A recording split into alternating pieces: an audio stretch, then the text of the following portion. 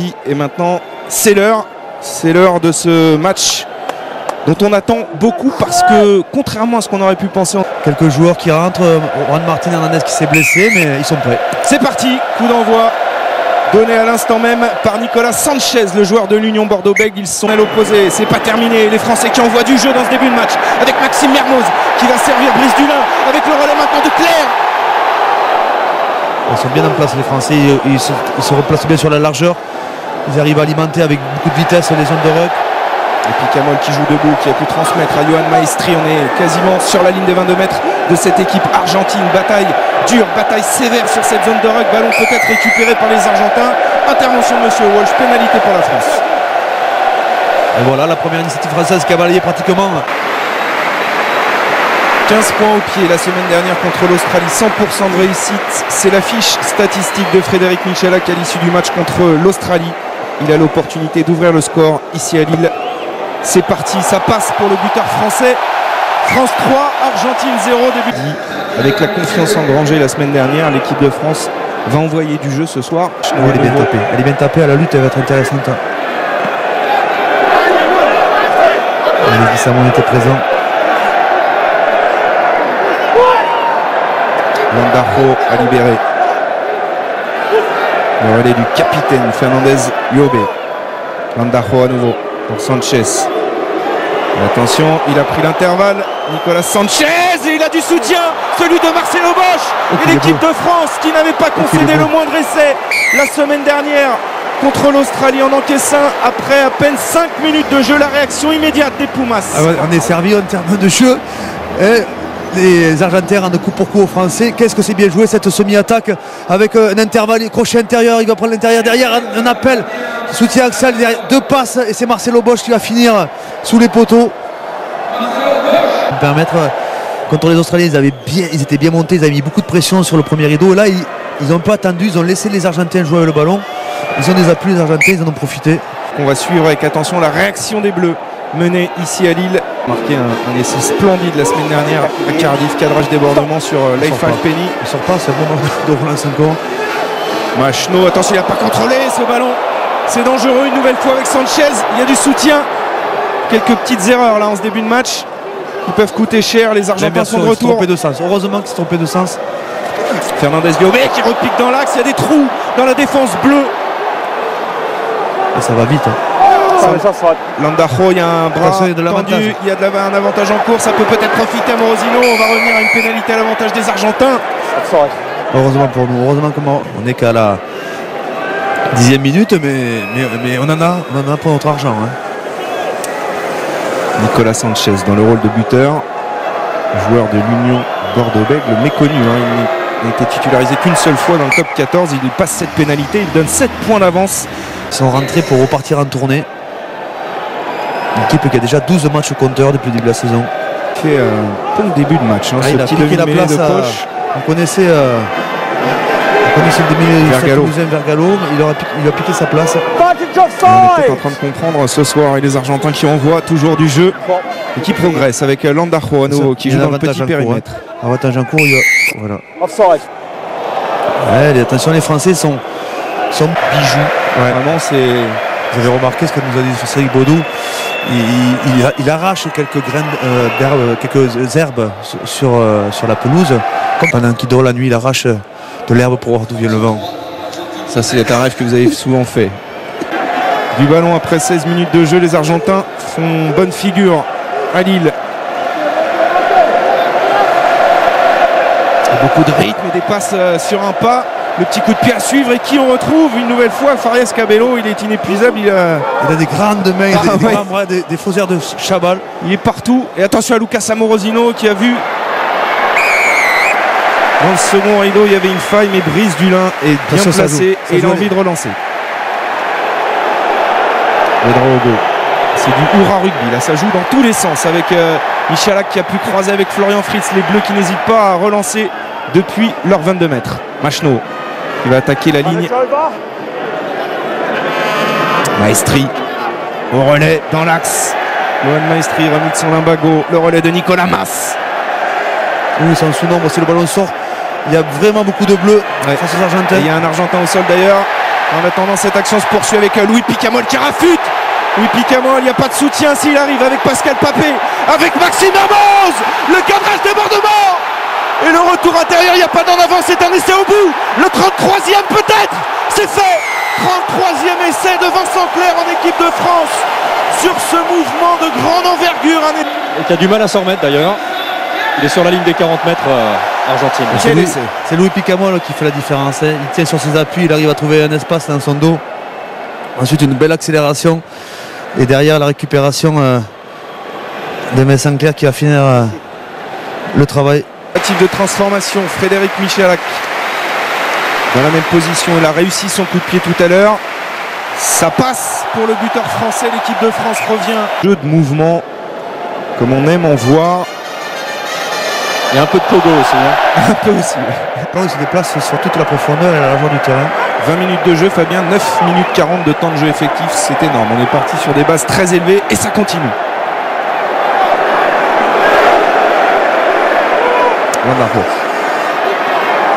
Avec Fernandez Liobé qui s'est jeté dans les jambes françaises. Sanchez qui croise. On l'avait vu venir. Ouais. Franchement. Et Louis Picamol, il s'est remis sur ses appuis. Il est venu par la petite porte dans l'axe. C'est impeccable cette situation défensive des Français. Le petit coup de pied à suivre de Florian Fritz.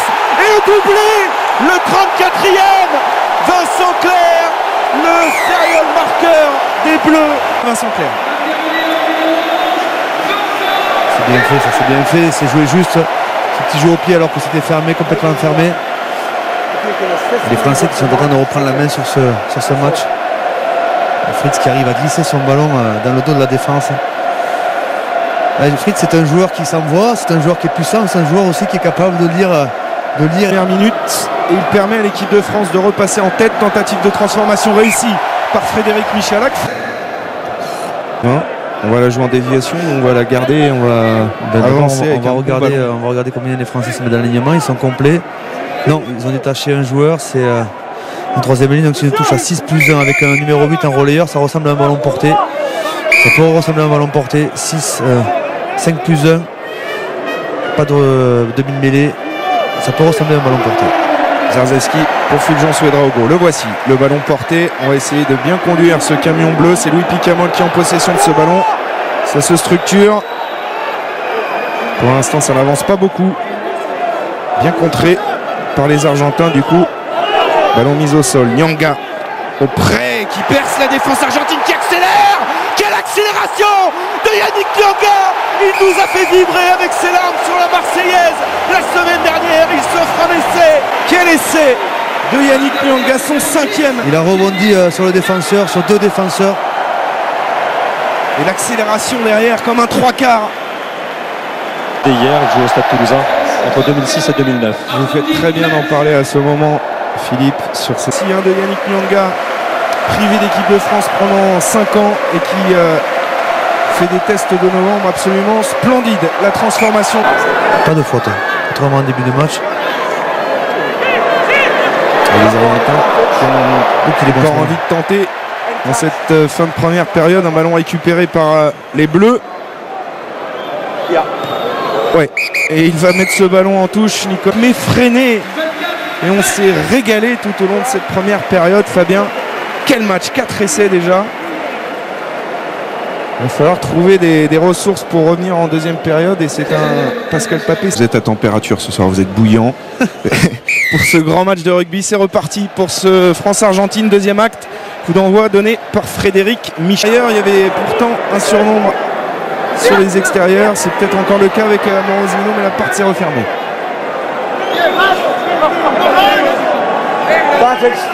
C'est un avantage en cours pour les Argentins. Sanchez avec Marcelo Bosch, auteur du seul essai argentin pour l'instant. Fernandez Liobé qui peut passer après contact, c'est bien fait. Grosse défense de Brice Dulin. On va revenir à la pénalité en quasiment tout à fait en coin. Un petit peu plus de 22 mètres. Il a réglé la mire et ça va passer pour Sanchez et les Argentins. France 20. Par contre la pelouse à 60e parce qu'il n'arrivait pratiquement pas. Donc méfiance. Un bon ballon, il n'y a pas d'hors-jeu par Papé, Wesley Fofana qui peut libérer sur les extérieurs, c'est superbe. Michalak pour Mermoz. Mermoz qui va essayer de décaler Florian Fritz. Il y parvient. Fritz résiste à un premier plaquage. On est quasiment sur la ligne des 22 mètres. C'est fait. On rentre même dans les 22 mètres de cette équipe d'Argentine. Machno avec Nyanga, auteur d'un magnifique essai en première période. Nyanga qui gagne pratiquement tout ce duel. Ah, il faut libérer ce ballon. Maxime Machno.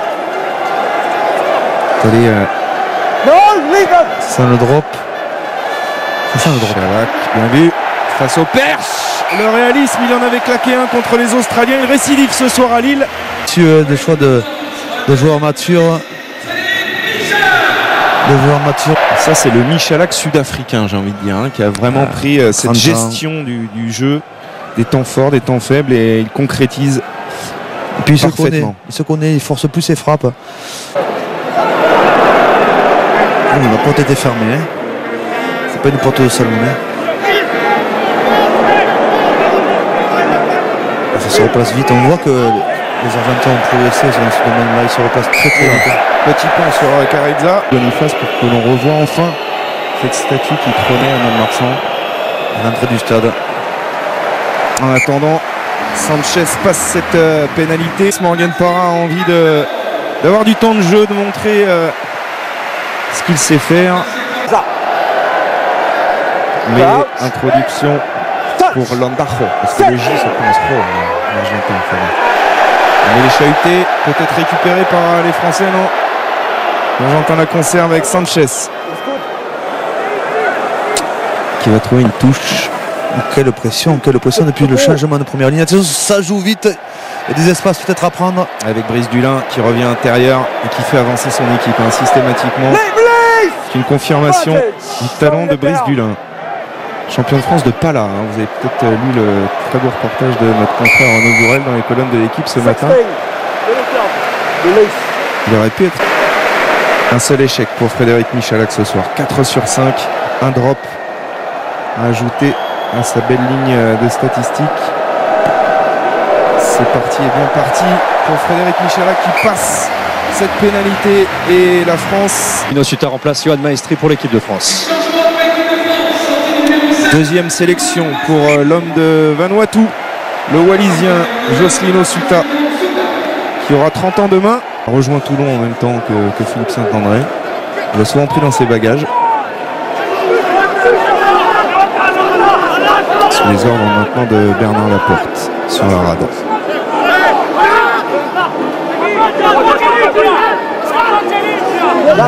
Bonne séquence de jeu au prix argentin, très dynamique.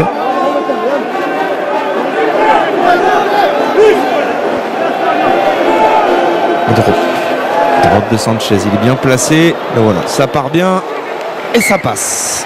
Là, c'est bien construit. Sans problème. Avance pour les Français, 30 à 22. Intéressant. Les deux physionomies totalement différentes. On marque plus par le pied en deuxième mi-temps, notamment par des drops. On pose un peu plus le jeu, on a moins d'ambition parce qu'on a moins de moyens. Je crois pas, moi. Oui, mais attention. Je crois qu'on a les moyens de, peut-être pas de les distancer, mais au moins de les tenir. Et l'impact était argentin, mais ils ont anticipé peut-être les commandements. Voilà, du coup, Louis Picamol joue rapidement sur les 22 mètres. Parra avec Souta pour son premier ballon en attaque. Parra même sens. Michalak qui croise avec Wesley Fofana. Il va jouer quasiment main-main. Privy qui essaie de perturber la libération française et il est pénalisé par M. Wallon de plus en plus. Il passe énormément de temps. La semaine dernière, il avait décliné une conférence de presse à Marcoussis parce qu'il s'était accordé 45 minutes de supplémentaires pour buter, et ça porte ses fruits puisque ce soir, il est encore sur un taux de réussite très élevé. 5 sur 6 avant ce coup de pied, 6 sur 7 maintenant. Faux arrière. Ce soir, lancé Benjamin Kaiser. Une prise de balle de Suta. Et Picamol derrière encore, qui va les rafuter. Marco Sayerza. Nyanga.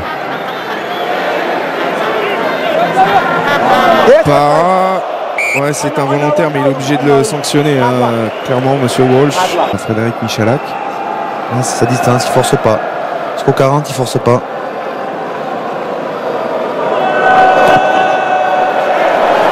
C'est parfait. Frappe tendue de Frédéric. Quand tu arrives à Montpellier, au mois de septembre en tant que joker médical. Un jeune Para pour Michalak, elle est belle cette action française, le renversement il est magnifiquement joué, Trinduc dans la chute qui peut transmettre à Claire. C'est presque dommage qu'il chute François, il avait la possibilité de porter le ballon un peu plus. Et les Français ont bien pris la largeur, ont bien pris du rythme. Et il balaye le terrain avec UG là, qui décide de fixer un peu plus la défense argentine dans l'axe, mais il s'est jeté sur ce ballon des 40 avec cette pénalité de Frédéric Michalak. Sans problème pour le buteur français. En Chelem 2010, c'est aussi l'un des objectifs de cette tournée de novembre, mais il faudra se méfier la semaine. Alors, deux options de jeu, vous l'avez vu, hein, 3 joueurs de chaque côté de cette mêlée sous les poteaux. Argentin, Chouli qui fixe Michalak, retour intérieur de Fred Michalak, stoppé. C'est pas terminé avec le relais de Nyanga, il voudrait s'offrir un doublé aussi peut-être comme son pote toulousain Vincent Clerc. Ballon bien sécurisé, Para pour Debati lancé à quelques mètres. Le relais de Pascal Papé et les Français qui s'évertuent à aller chercher un 4e essai. Ah, ils sont pas loin, ils sont pas loin. Il va enfoncer le clou marqué. Il faut pas s'affoler, il faut tenir le ballon. Les Argentins jusqu'au bout, le voilà. Le voilà, a-t-il aplati sur la ligne? Il me semblait que oui. Si elle sort, ça marche. Il faut la sortir là. S'il faut la sortir, il n'y a plus personne. Ils sont tous concentrés au bord du ruck. 2 passes, c'est. Intervention de Chevauche. Est-ce qu'il va demander la vidéo? Parce qu'il peut y avoir. Non, il siffle la fin. Il ne demande même pas la vidéo. Moi, je demanderai à Fred Godard tout à l'heure, ou peut-être pour Stade 2, de nous sortir ce ralenti, parce que il me semblait bien qu'il avait aplati. Il faut continuer, il reste un 3e match. Voilà, on a pu le voir, les Samoans hier ont fait une grosse performance, ont gagné chez les Gallois. Donc on s'attend encore à un match difficile, mais en tout cas là, on va bien savourer. Merci Louis. Et c'est vrai que ce 3e match va nous offrir une belle